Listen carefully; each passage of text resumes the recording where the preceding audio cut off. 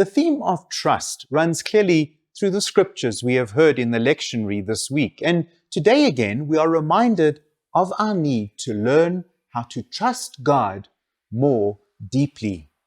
In the first reading, we see how Esther, in a time of deep distress, talks to the Lord.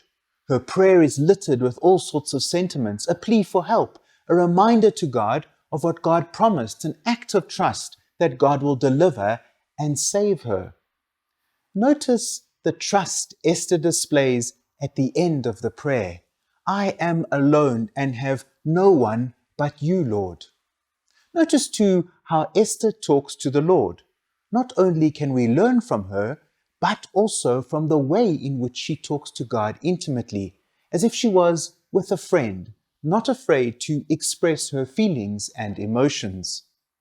We are reminded today that we are invited to trust God, but also of our need to be able to pray to the Lord, most especially telling God just how we feel, naming our feelings. Sometimes we're embarrassed or think that our feelings or desires, especially the uncomfortable ones, are something that we should keep away from God.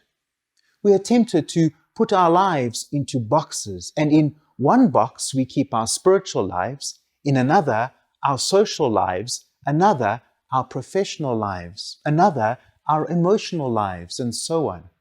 We go to all sorts of lengths to try and make sure that these don't get mixed up or interfere with each other. God is interested in the whole of us. God wants to hear about all the facets of our lives. And so the prayer of Esther shows us how to share all that is going on within us with the Lord, no matter how jumbled it may seem to us. Jesus also gives us a lesson in prayer and trust today. He promises that what we ask for, God will give.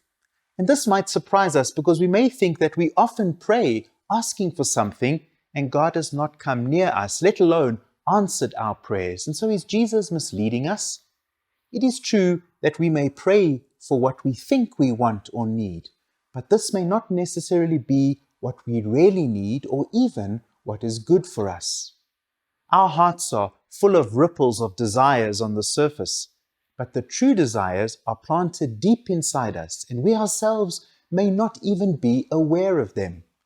These are the desires we need to concentrate on, because they are the desires that will lead us to happiness. And that is why discernment is important. And the Bishop's Lenten appeal helps young people discern their vocations. It helps them to sift through and come to know their innermost desires. An awareness of our deepest desires should help us to be able to name them in prayer as Esther did. Jesus encourages us not only to seek deep within our hearts, but also to name our desires in faith and trust, so that God can give us what we need, not what we want. And so today, can you name some of your truest, deepest desires? What might hold you back from coming to tell the Lord about what you need most?